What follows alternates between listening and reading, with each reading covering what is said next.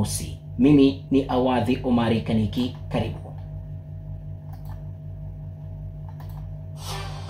Mzigo wa habari, tunaanza na habari za kitaifa. Jumla ya mifumo 202 ya taasisi za umma 179 imeunganishwa na inabadilishana taarifa kupitia mfumo wa ubadilishanaji taarifa serikalini.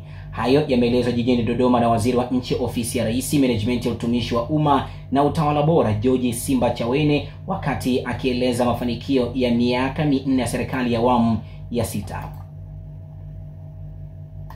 Mojawapo ya mfumo inayobadilishana taarifa kupitia WSB ni mfumo wa taasisi za sekta ya haki jinai zinazojumuisha mahakama, TAKUKURU, polisi na ofisi ya taifa ya mashtaka. Kwa hiyo taasisi hizi sasa wanaweza hata wakafanya kazi taarifa za sekuriti na wanawasiliana.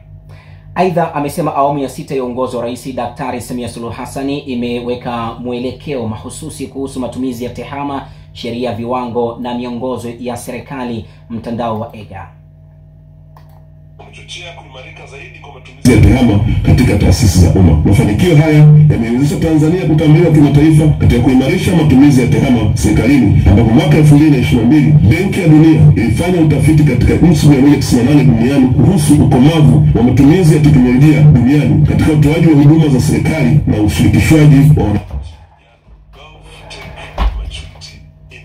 Ripoti ya tafiti huo ilibainisha kuwa Tanzania imefanikiwa kupanda daraja kutoka kundi B hadi kundi A na kushika nafasi ya 26 duniani, nafasi ya pili barani Afrika baada ya Mauritius na ya kwanza Afrika Mashariki. Mafanikio haya ni makubwa.